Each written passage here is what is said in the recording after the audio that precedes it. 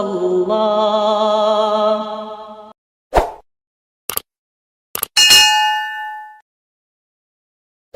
বিসমিল্লাহির রহমানির রহিম।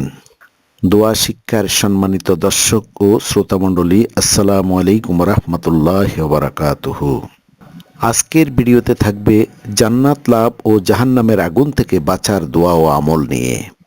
যে দোয়া পড়লে জাহান্নাম থেকে মুক্তির গ্যারান্টি দিয়েছেন রাসূলুল্লাহ সাল্লাল্লাহু আলাইহি সাল্লাম। ইসলাম একটি পূর্ণাঙ্গ জীবন ব্যবস্থা, তাই মুমিনের প্রতিটি মুহূর্ত অতিবাহিত হয় মহান আল্লাহর নির্দেশিত পথে। কোরআন সুন্নাহ অনুযায়ী চলার কারণে পুরো সময়টাই মুমিনের ইবাদাত হিসাবে গণ্য হয়।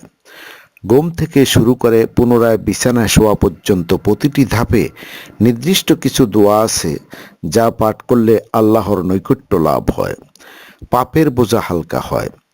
এবার আমরা জানব জাহান্নামের আযাব থেকে মুক্তি লাভের দোয়া জানব। এই দোয়া সকাল সন্ধ্যা পাঠ করলে জাহান্নাম থেকে মুক্তির গ্যারান্টি দিয়েছেন স্বয়ং বিশ্বনবী হযরত মুহাম্মদ মুস্তাফা সাল্লাল্লাহু আলাইহি ওয়াসাল্লাম। রাসূলুল্লাহ সাল্লাল্লাহু আলাইহি সাল্লাম ইরশাদ করেছেন, ফজর ও মাগরিবের নামাজের পর কারো সঙ্গে কথা না বলে নিম্নের দোয়াটি 7 বার পাঠ করলে উক্ত দিনে বা রাতে মৃত্যু হলে তার জন্য জাহান্নাম হতে মুক্তি লিখে দেওয়া হয়।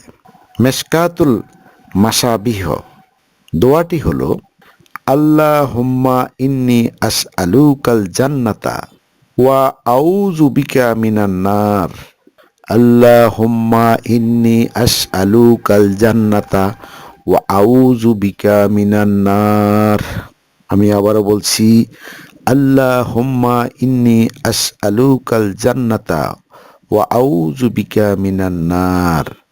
অর্থ হলো, হে আল্লাহ, আমি আপনার কাছে জান্নাত চাই এবং জাহান্নাম থেকে আপনার কাছে আশ্রয় চাই। আল্লাহ তাআলা আমাদের এই দোয়াটি এবং আমলগুলো করার মাধ্যমে জাহান্নাম থেকে মুক্তি পাওয়ার তৌফিক দান করুন, আমিন। আজ এ পর্যন্ত। আসসালামু আলাইকুম রহমতুল্লাহি ওয়া বারাকাতুহু। ধন্যবাদ সবাইকে। Thanks for watching. Do not forget click the subscribe button and hit the bell icon.